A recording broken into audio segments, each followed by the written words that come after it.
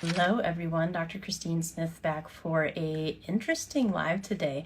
I have a wonderful friend of mine, Christina Weber, who is a professional love coach. She is the CEO and founder of We Deepen, which is a platform for authentic relating and connection and curating like top-notch social connection, which I think a lot of us lost over the last few years, and we forget how important understanding connection is, and in person and over technology, but just really starting to understand that it affects our health. Like, I consider it a social hack, right? It is a component of our health that produces hormones like oxytocin, which helps us feel safe and loved, and helps our nervous system feel safe so that it can enter into a healing state as well.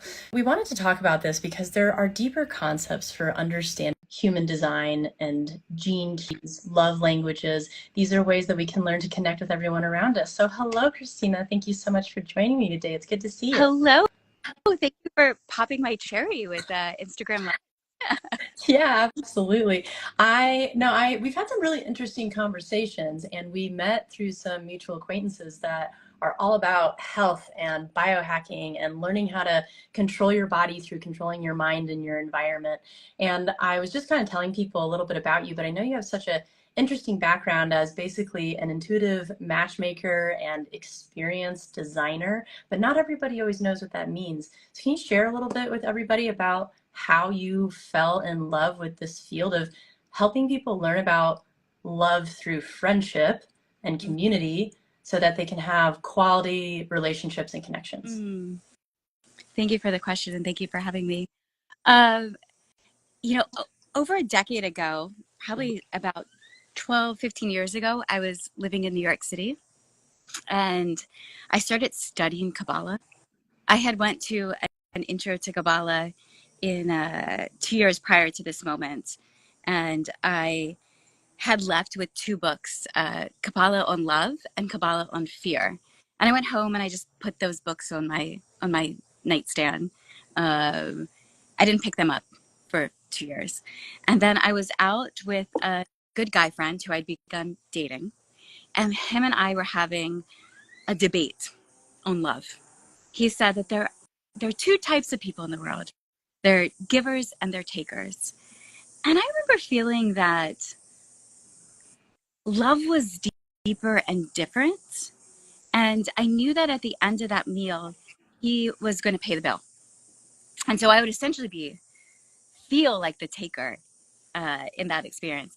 I went home that night and like frustrated, like what is this love thing? Like, why are we agreeing on what love is?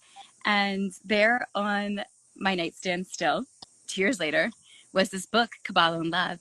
And I picked it up and I started reading it. And my heart was just like, it was like, did you ever pick something up and you're like, this is everything that I know to believe to be true, but I've never seen it written down. And I've never heard anyone speak it in such a way. And in that moment, I called the friend who had invited me 2 years prior to that intro Kabbalah event. And I was like, tell me more. Where do I go? I'm ready. I'll go study. And Kabbalah really is a foundation to the beginning, the catalyst of my exploration through love, through dating, through relationships. Around that time, I had left corporate America, living in New York City. Now I'm without a job in one of the most expensive cities in the world. I have to make it. I have to prove myself. And I had produced 3 concerts and a crowdfunding campaign in a short period of time. And at the end of that stretch, my mother's like, "Are you dating anybody?" And I look at her with this blank stare, like, dating it? Did you not see what I just did? Where do you think this man is hiding? And I realized within that question, we have to inject energy in our desires. And I was showing up nowhere in the universe to say I was open, willing, interested in a relationship. I'm also studying Kabbalah at this time. And I thought, okay, I'll participate. I'll participate in dating. Now, also, this is now around 2014, Tinder was the new hot thing. I had never done any online dating. I was pretty much anti-online dating, although now I had friends who I highly respected, who were beautiful, swiping on this dating app. And I thought, okay, I'll give it a shot. 2 weeks into it, I'm like, this sucks. It's labor intensive. It's time consuming. There's got to be a better way. And I, what came through me, because I love events, I love gathering people, was what I called a curated dating event. So I started gathering people in New York City, structuring it 20 men, 20 women, 3 hours, and we would facilitate a series of activities designed to foster connection and accelerate closeness. And from that point on, everything else essentially, started the 10-year journey of me working in love and relationships and making that a career path. Wow. There are parts of that story I didn't know yet. I love learning these things about you. And I think it's such a interesting concept because we assume that when we say a word, especially in relationships, that the other person knows what that word means Mm-hmm. to us. And I think there are a lot of different perspectives on what love means to people. And I think we're all always still discovering that. And I was talking, well, we were kind of waiting to connect at the beginning about how it literally affects our physiology. It changes our hormones, it affects our health. If we are in, a component that is toxic love, which isn't necessarily not love, it's just not a healthy kind of love, then it literally affects our physiology in an opposite direction where it can truly affect our health. So that is why I wanted to talk about these things, is to start to open these conversations, because I know one of the things I enjoy about you is you're good at the idea of being vulnerable in a conversation to create an authentic connection, which I think a lot of people struggle with. We have a tendency to talk about like the weather or sports or, that thing that happened yesterday instead of how we're actually feeling in our lives and what's happening internally. So when you, as someone who studies love and is a love coach and works on helping people find truly deep connections, how do you describe and define love? This is a rabbit hole because there's so much inside it. One of how do you know you love somebody? Let's start there. Typically, you love somebody, and it's very selfish because we know the experience of being human is through the eye. So you love somebody when you love who you are and the experience of being you in the presence of them. I love myself so much when I'm with you.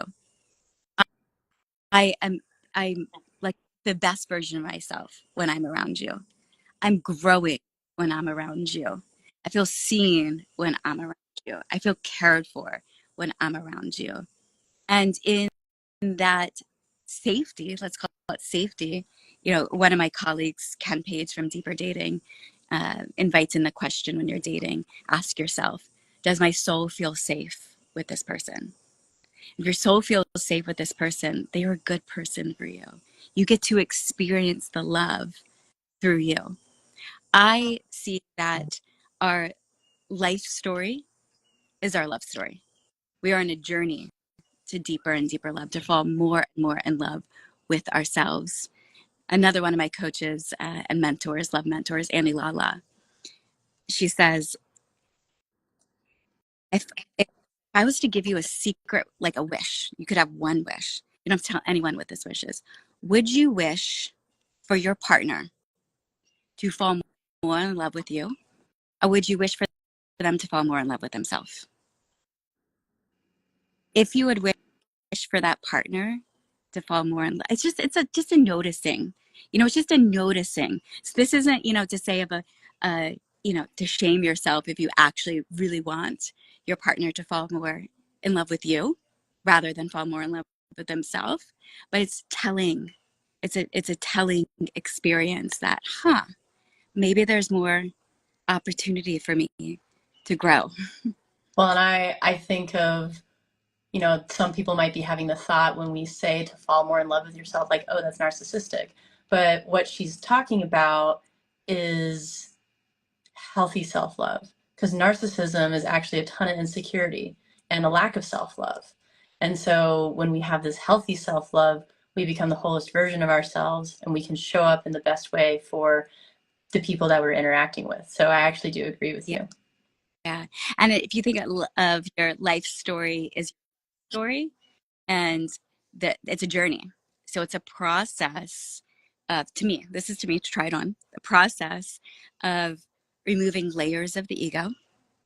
That is your the negativity, the things that are holding you back from being the Your high. shadow stuff that you don't want to look at. One of the things for me that you wouldn't even think about, my Kabbalah teacher a decade ago, and it's sweet to actually be live today, because if you had invited me to do this a decade ago, I'd have been terrified. Terrified. I don't want to go live. I don't want people to see me.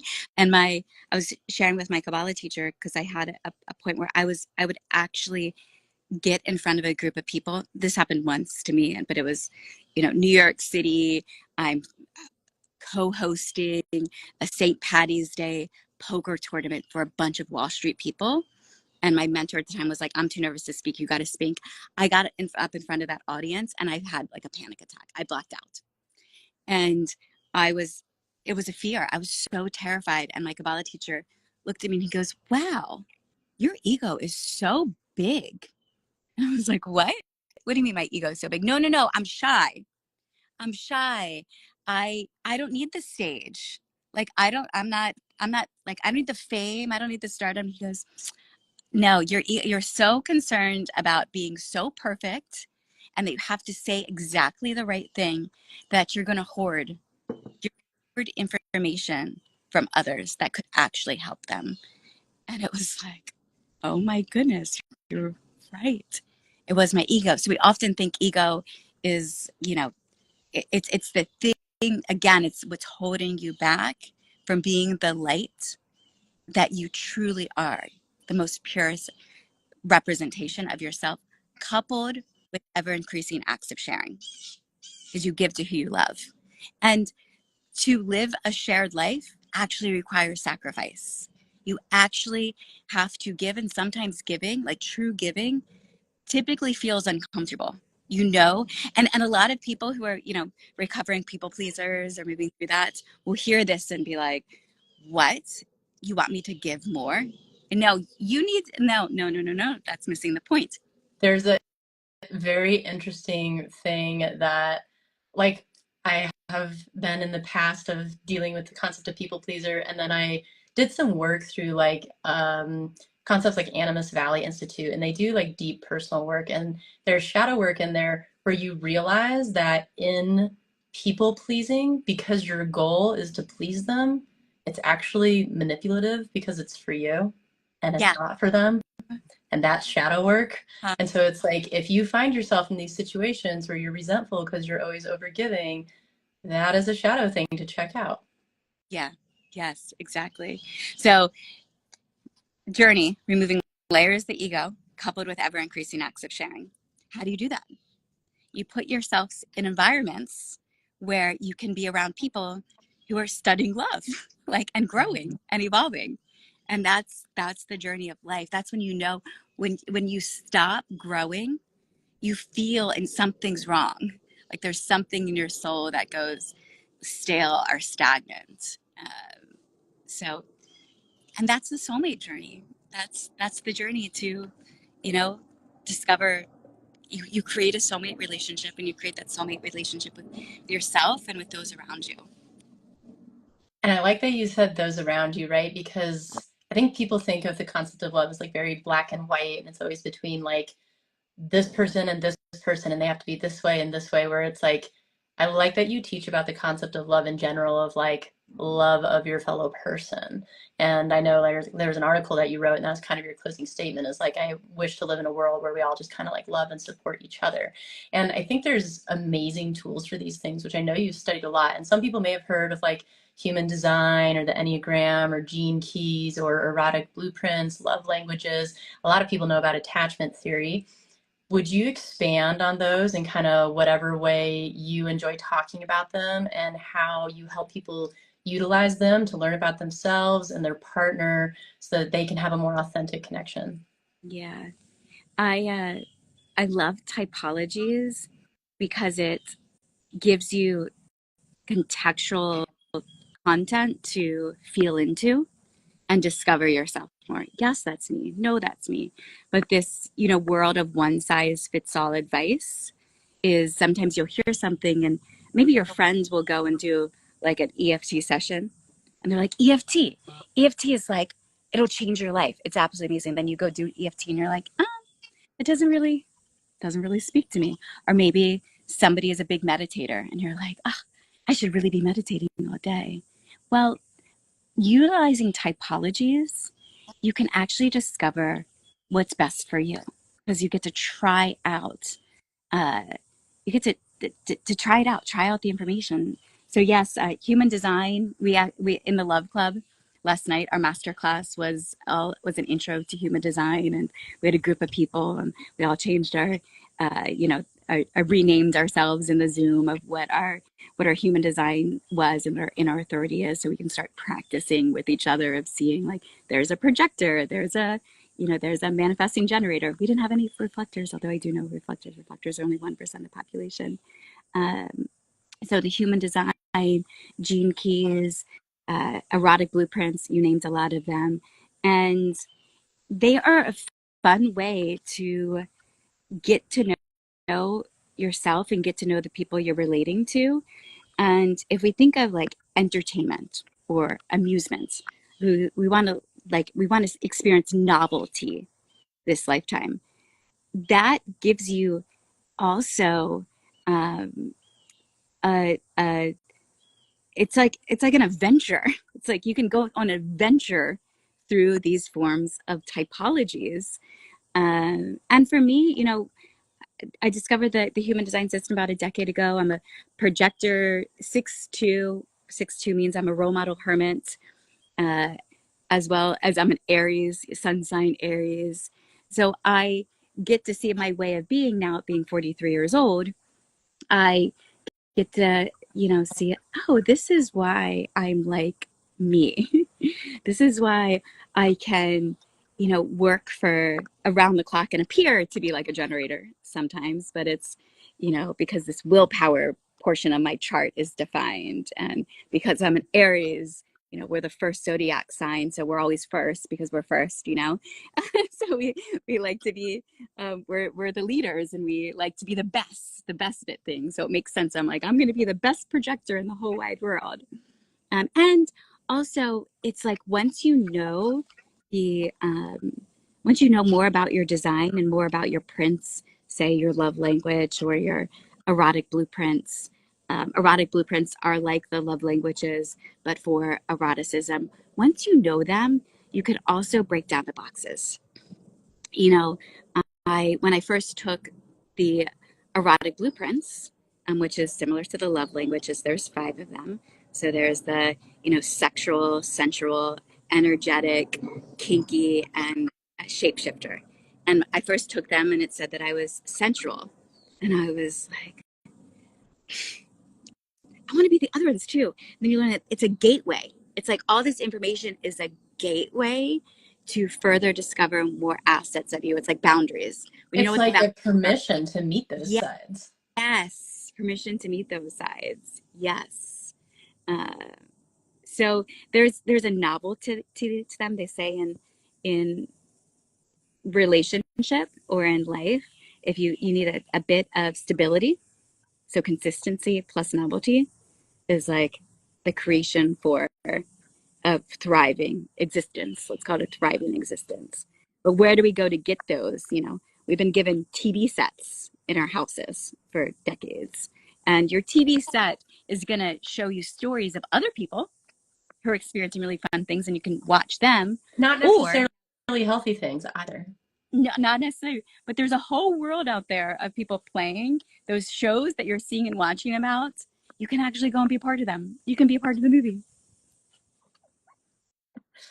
It does matter to be part of the movie and to understand these things and to play with them. And like love languages is such a simple concept that's been around forever, and it's just understanding yourself or your partner, and like if you like to receive or you like to give in a way that is like acts of service, or if it's more language based, or if it's like gifting, or if it's a certain type of time and what that means. And so if you've been like feeling stagnant in something, or you've been together for a really long time and you've never explored these concepts, it can be so rejuvenating and like so refreshing. Or if you have been had a cascade of like things that just didn't work out and you can't figure out why.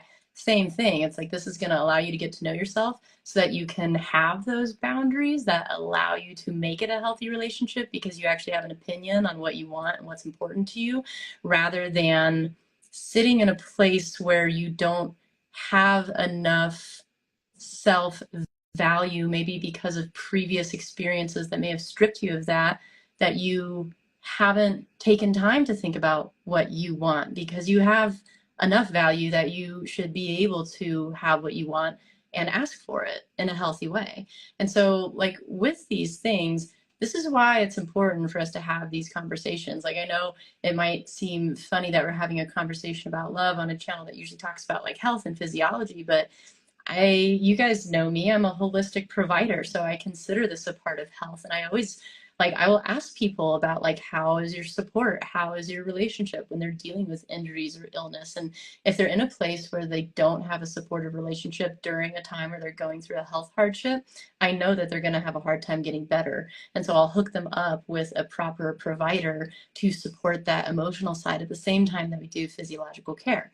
And I work on people for a long time. So we end up having in-depth conversations in the office, and we all have relationships in our life, like in some form, in some way. We all have people that we interact with on different levels. And if we can get to the point where we elevate our communication so that we can have deeper, supportive relationships, or even feel into it more, right? We can have supportive relationships and feel like we don't because we're still dealing with those self-worth issues. But if we can start to explore these concepts and explore our shadow work, which, shadow work is stuff like from your childhood of like things that you did to protect yourself and from whatever situation that you were in that has now bled into a mechanism in adulthood that's not really serving you anymore. And so we feel shame like when we do those things, or it's like we're so incongruent with the thought of them that we can't even see them. That's why it's called shadow work. It's in the shadows. But just starting to be curious and like explore those parts of yourself and understand it's a part of you and it's in your past. So it's not really, it's just a part of your life, and just looking at a part of your life so that you can kind of tease open maybe an old wound that was there gently, nourish it, and kind of clean it up so that it can heal correctly, and then it doesn't affect your future relationships. But I know that you think having these conversations is incredibly important, and you've been bringing communities together and creating retreats for people to talk about love as friends and not necessarily like always be under the pressure of matchmaking, but just like be able to have open conversations so that you can be exposed to other perspectives and other belief systems and other people's desires. So you can be like, oh, I'm allowed to want that. That's a thing. Okay, like let me shift my whole perspective internally. And I think this affects even our human nature and like how we related in, the days when our biology was still current. Our biology is a little out of date for this world, but how do you view the importance of community and having these conversations in society? What your work is so powerful for somebody to move energy through them and to prepare for love and to dive deeper into love because, the somatic experience, we store a lot of trauma in the body. You'll love this story. I woke up to it this morning. We we deepen and Love Club just hosted our first 4-day in-person immersion. And we had about 30 people come together and we studied love and masterminded love. Inside of Love Club, there's a lot of beautiful, interesting people. We have couples and singles. And we have a one guideline is no dating each other for the first 6 months that you're a part of the Love Club or when you join an immersion. And that provides one of the greatest breeding grounds for real connection. Friends first. It's like the friends first approach. We are going to become each other's allies for our love lives. And over the 4-day period of time, the group was divided into two, and they each had two love coaches, and and they would go and spend 45 minutes on the hot seat, not to intimidate anybody, but they would get full on attention, focus to you and your relationship dreams, what you would like to create, and then the coaches and the community witnessed your deepest desire. I invited people to bring it, like bring your fairy tale. Like the rest of the world will tell you you're delusional, that you think that you could actually have this. And we say, no, bring it. It's available. It's like anything that you desire, the world is your oyster. You can have it all. And we had a kink workshop. We had a playful portal that I hosted. Yosef Sagi did a workshop on conscious kink. And Ariana Hall facilitated her Tantra concert. It was an absolutely amazing, amazing weekend. One woman who came and joined us, she's a new member of the Love Club, and I woke up to a message from her. She, after the last day of the event, so day number 4, I got a message from her saying that, is it normal to receive pressure and pain in your hips? She had a ton of pressure and pain in her hips. It was bad before she went to bed, and it was even worse when she woke up. We have a team of people there who are skilled, like deeply skilled at supporting people through this work. We had someone meet her on the other side in that morning to work through it. And she sends me a message that that last night, um, she woke up in the middle of the evening and there was like a light sensation around her genitals, her vagina. She there was like this like pulsating bright light, and she, looked, and she was like so curious, like what's going on? What's going on? She has a healer that she wrote who's been her mentor for quite some time, and they responded that, your feminine energy has come online. She has been for years, and she's seen therapists and done a lot of work. And in college, she had um, a scene where a group of boys brought her into a bedroom and locked the door and handed her a Coca-Cola, and she remembers nothing after that moment. And she's done therapy around it, but she doesn't remember. Of one of her retreats had a wonderful and deep experience after being in community and learning about love and talking about love, of this opening of her feminine energy after a past experience really that was kind of traumatic closed it for her. The magical story of, in the middle of the night, feeling this energy and this light um, over her yoni, and laying there amazed by it, like what is happening. And one of her healers, her spiritual guides, shared that her feminine energy felt safe to come out for the first time that weekend. And it was so beautiful because this specific woman is over the age of 50 and such a light being. And we also had a 17-year-old in the space. And he, she, she at one point, I was looking at the two of them were skipping around. It was like midnight, and they were skipping around the venue, and it was so cute. Later, they had shared that the 17-year-old who also had a transformational experience just earlier before that skipping moment, she had shared with us that there was a moment of amazement that she goes, "Oh my gosh, I haven't had a negative thought all day." And to hear a 17-year-old say that they haven't had a negative thought all day, it was like, oh my gosh, first off, what world are we living in that it's unusual to not have a negative thought all day? And to provide a space that, you know, people from age, she's our youngest participant, 17. Our current elder in the Love Club is our eldest is 87, and so this vast spread of uh, of community, of a network coming together to support each other and having all their wildest dreams come true in love, and to heal. And I will say, it's interesting. I posted a thought on Facebook yesterday around kind of in the healing culture too. There's, as being a healer, you believe that you have to heal. To be a healer, you're healing. And sometimes the greatest thing that you can do for another human being, the most kindest, is to magnify their genius to magnify their light as opposed to focusing on the healing. So a lot of the weekend was inspiring content. It was not going in, the tears that were happening were these tears of love, these tears um, of feeling like, wow, other people are just like me.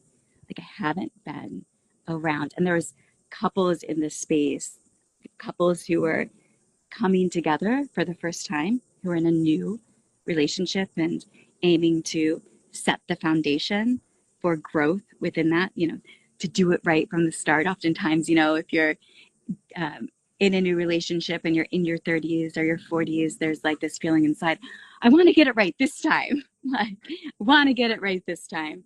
Let's not fuck this one up. This one seems like it's possible. And so they're in the space so we can support them and really setting up that foundation, as well as, we had a couple who'd been together for 32 years. And imagine the journey that they've been through. One of the other members who's 38, I was like, they got together when you were 6 years old. Like, imagine, the evolution that our society has experienced. It's been a lot of couples too. The only thing that they've done for the past, decade or so since shit got wonky is therapy. And you can go to therapy or you can add more joy into your love. And that was the emphasis on it, is like, let's inject joy and community and laughs up until one evening at midnight we're playing truth or dare in the an improv game of truth or dare, and we were all bonded and children again, and really loving each other, and that judgment too that can sometimes come up when you walk into the spaces of we've watched those walls come down as well. Well, and I think through these interactions, one of the most important parts of relationships happens as well, which is modeling and being able to see other healthy people and learn from them on how they interact, because, our families and our parents are often wonderful and often challenging. And we all have our layers and stuff. And our parents do their best, but it's like pretty impossible to be a perfect parent. And being willing to look at areas where, as a kid, when you're imprinting, like you may have either had examples that weren't a great imprint, or you may have had misunderstandings that formed a little bit of a dysfunctional imprint. And if we can start to re-imprint on people that we admire and love, who've worked on conscious connection and wisdom, we start to be able to implement that in our own lives. So what is your opinion around like the concept of modeling, and like where a lot of people will hit hiccups in their ability to function healthily in relationships? Oh, relationship role models. Yes, I oftentimes will ask singles, couples, like, who are your relationship? Where do you go to see love lived? Instagram, there's a lot of facade here. And when you see love lived, you see it in real life. You see it in its human form. When my significant other and I got together, who knows, that's how you and I know each other. When we got together into a committed, exclusive relationship, I gave requirements. And one of my 5 requirements was that we become role models for healthy love. Most people didn't grow up observing healthy relationships. The topic is completely neglected in our educational curriculum. So everything that can support you in having a healthy, meaningful, loving relationship is neglected. And oftentimes it's because your teachers don't even know. Your parents don't know. No one taught them. We went to the church, to religion, to learn love, and it's so much vaster and greater. And so discovering, where do you go to see real love lived? And inside of the love club, or accessing communities and going to spaces in person. There's a documentary that came out last year called Join or Die. Um, the creator of the documentary is also author of the book Bowling Alone. And he talks about how since the 60s that the bowling leagues, bowling alleys are generating as much profit as they had over the years, but bowling leagues are at an all-time low. So people are bowling alone. We live in apartment, and we're on our own often. And you also will hear, you know, in that aloneness, there's coping that happens. I don't need somebody else. It's like I'm coping because I'm not quite sure how. And so I'm going to give up on my belief that it's possible. And there's a jadedness that comes with that too. And you can oftentimes feel it, when you're, I like to say, currently single or you're available for love. Notice when your friends start to fall in love. There's sometimes that gut wrenching like experience of like, oh, how did they get it and I'm not going to get it. But when we're in a community and we're around each other, you can feel like that story that I shared a little bit ago. She's not in relationship with one person. She felt that as being part of a community. So you can, when you're around the right people, it's like the fish. If you put a fish in a toxic environment, the fish will die. If you put a fish in clean waters and a healthy environment, it'll thrive. And humans were just like that. Put us around people who can then bring out our magnificence. Like the I is supported by the we. You're nothing without everyone. And allowing space for that in our lives creates a whole different life.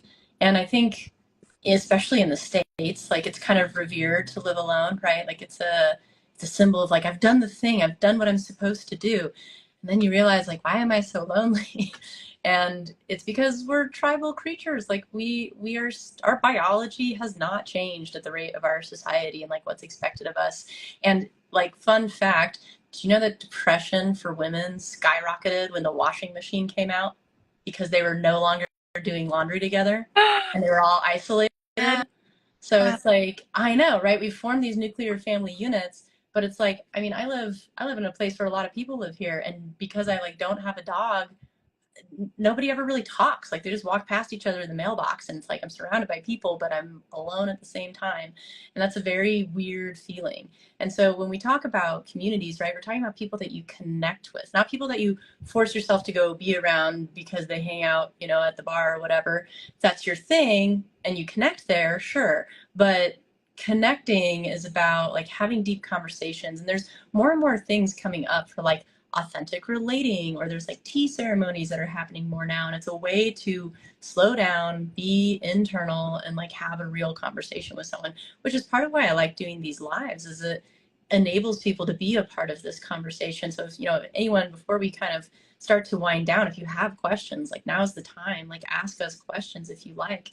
But it's a place where people can talk about deeper concepts. It's things that I share with my clients all the time, depending on what comes up, because it's a way that we can go deeper than we can go in like a quick visit in the office. So with all of this, I think what you're doing is really important. And a lot of people don't even know that these things exist. And I like that, for your club, people can come in relationship, they can come single. There's a variety of ages, and it's like we've forgotten to learn from our elders and our sages, right? Like that has to do with marketing in society. We used to revere our elders, and then marketers were like, we should go after young people, and so it became revered to be young, and we like forgot about the wisdom that we used to get in our more like tribal older communities. So enabling spaces where we can share this wisdom with each other while connecting at the same time without the pressure of the polarity of a sexual relationship, it just reminds us what love is. And love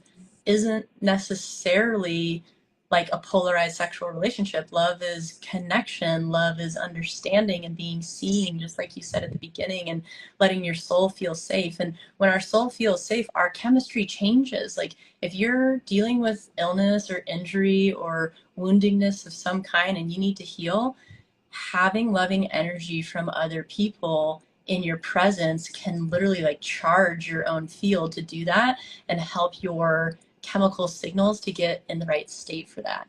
So, and I love everything that we were talking about with modeling. That kind of goes back to the learning from the wisdom that we have in our society.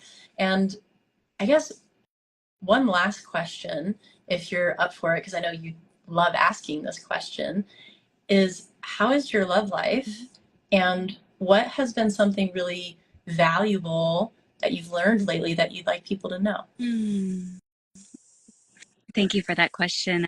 I was going to mention that question too, because that's one of the easiest ways to start a deep conversation. Like, oftentimes people will, if you ask them, how's your love life? They'll smirk, they'll be shocked that you had the balls to ask that question. And then a good percentage of people will be like, how much time do you have? Like, can we sit down?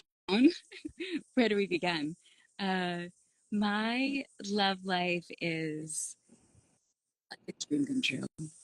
It, it's a it's an adventure, and there's a lot of paradox. Is that me and my significant other manage in that relationship instead of but the paradox is actually creates the kind of like that stickiness, that like interest to keep weaving and moving through, and it's like you know that you're in the right connection for you when you feel divinely guided, like the way that God, universe, creator orchestrates the theater, the like plot of our love story is it's I one day I'll write a book about it. I started to write a book in the past before that, we've gone through a journey, um, and it started in New Year's 2023 with him daring to kiss him, and fast forward to a year and a half later, um, he was at the Love Club immersion with me, and what was reflected back to both him and I many times is that you know the structure of the weekend and the programming of it was wonderful. The venue it was a place called Falling Leaves, which is in the front of cover architectural design magazines. So we're in a space of luxury and beauty, and um, and what was reflected back to us was that, wow, like just witnessing two and the way that you support each other magnified what was possible for them in their own love life, and they were invited in to be a part of our love story. Um, so and it's funny, I can sit here glowing, and this past month and a half, him and I have only gotten to sleep in the same bed together twice, because of his travel schedule and all the things, the activities that we had. But just yesterday, we planned the rest of the fall, and it's like, okay, we're now doing like the traveling together. We have orchestrated for the next few months of where we'll be and what conferences we'll attend together, and I couldn't be more grateful to have met somebody who has the capacity to love and feel met in love, that my heart fully knows is possible this lifetime. I love to hear that because you're both amazing humans and I love to see you happy. And thank you for being willing to share and just letting people know what's possible, right? That's kind of why we wanted to have this conversation, is just reminding people that not only is it okay to like think about what you want, but it's actually really important.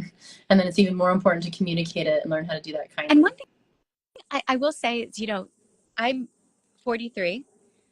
We, um, that was like a year and a half ago. So I was 41. I'd been studying love and relationships and working and dating for over a decade, experiences, like tons of of of dating, of meeting people and trying relationships out. And as someone who works in the love and field of love and relationships, oftentimes people want to ask, like, are you in a relationship? And there's a little bit of shame because there's a little bit of judgment that comes with, the no, I'm not. I'm in the journey with you. And I'm always in the journey with you. Even though I'm in relationship, I'm so in the journey with you as being a relationship expert or professional. We're always learning as well. And there was moments, before him and I met, and even during it, because even during the beginning of our relationship, like we dated and he dated other people and I dated other people. And you know, we went through, like we went through a transformational workshop, like that was created by the divine to come together, but it wasn't instantaneous. I had those that decade of working in love and relationship. I read nearly every relationship book that was available and listened to all the podcasts, and I really deeply studied love. So when he came into my life, my system was able to operate much more differently than it ever had been able to do love before. I was able to speak what I wanted. I also was able to take the time. That's really hard when you kind of go out and you meet somebody, you're like, are you the one? Because I want to know right now if I'm going to invest this energy. Like, I don't want to get my heart broken again. I'm not, do you want the things that I want? A lot of people in the early of a relationship would say, like, this person isn't for you. And I'm so glad that I stuck with it. And on that context, I remember years ago, as I'm studying love, one of my best friends was like, Christina, do you ever think that because you're studying and reading all these books that you're more analytical when you meet somebody? Like, there was almost like a judgment. Are you putting too much effort? This stuff should be natural, right? You should just know. Um, and this same friend actually is now years later is like grasping and reading every book possible. Any last thoughts that you have? And then I'd love to tell people where to find you in case they want to participate in communities like you run or retreats like you run so that they can learn about healthy love with a supportive community without the pressure of it having to turn into anything. Yeah, you know what? We during the immersion last week, we hosted an event with True Food Kitchen, and what I am inspiring. So, rumor. I'm going to give you a rumor. Rumor has it that on Sundays at True Food Kitchens across the country, if you go there and sit at the bar area and dine and read a relationship book, like go and study love in True Food Kitchens, bring your relationship book, and then mingle and talk with others who are also there studying love as well. Highly, highly suggest. Like, imagine when we had a new member join Love Club fairly recently, he said, Christina, just tell me where high quality women are. They're at your coffee shop. Go sit at your coffee shop and read a book on love. You'll meet them there. Uh, so I think that's a fun way if we want to bring, most people would prefer to meet a significant other in real life doing things that they love to do. And if you want to be in a healthy, epic, loving relationship, date somebody who's willing to study love and study healthy relationships with you. And then, you've got a winning creation, like a winning ingredients to have that healthy, loving relationship that you so do desire, and to find a community, a network, a village of people who are going to rally for you and support you to have the most epic love life possible. You can do that in the Love Club. The Love Club. Uh, the Love Club, if you go to Love Club Community, we have a new Instagram, and you can join us in the club. We are studying love together. We host a mastermind every other Tuesday with special guests. These are world-class relationship experts, teachers. And last night we hosted one on the human design. Uh, we've, erotic blueprints. We've had Gay and Katie Hendricks, who are my relationship role models, teach. The Inch, uh, uh, my significant other, have a Dave, him and I have done a biohacking love. So you get access to all these programs inside of the Love Club.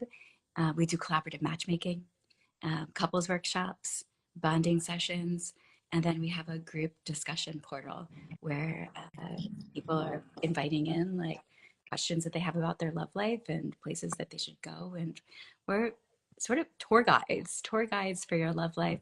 I don't say that the Love Club is your one-stop shop. We'll give you access and direct you to all types of experiences and people, expand your network, expand your reach, so that you can so that all your wildest love dreams can come true. Also, one of in the Love Club, we send out Sunday dares. So every Sunday, you receive a dare that will hold you accountable to your love life and give prizes. We love prizes. You can see that at wedeepenloveclub.com. Our next immersion is set for November 7th through the 10th in Austin, Texas. Love to have you join. It's limited to about 25, 30 people. We're going to be putting up that landing page this week. So if that's something that's interest to you, reach out. Let me know. Also, the photography on the Love Club community page on Instagram. Gosh, we're going to be releasing a lot of pictures. So you'll see just 2 posts there this far. I'll be one of the first to come in and be a part of it. And yeah, I believe what I want you to know. I also host a podcast. Just released an episode with John Gray, Men Are from Mars, Women Are from Venus. Fascinating human being. I got his backstory, his his love story. We kick off the podcast with. So it's a juicy one. Instead of him talking about all his teachings, I got his back story. I got to hear how his love life is. Beautiful. And I thank you so much for creating these communities for people. So for anyone listening, if you want to dive deeper, highly recommend her podcast. She has a variety of fascinating guests and they dive a lot deeper into these concepts.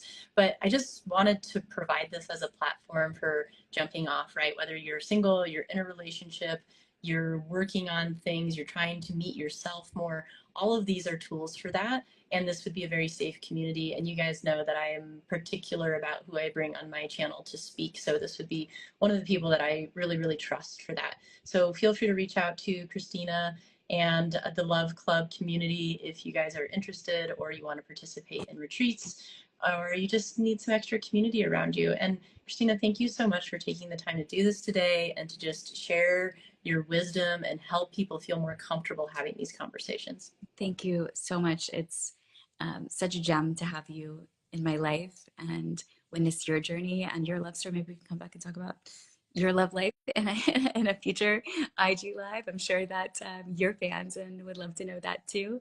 And thank you for being an ally and a support and for a pillar in my love story. You have a very special role in the creation of it as well.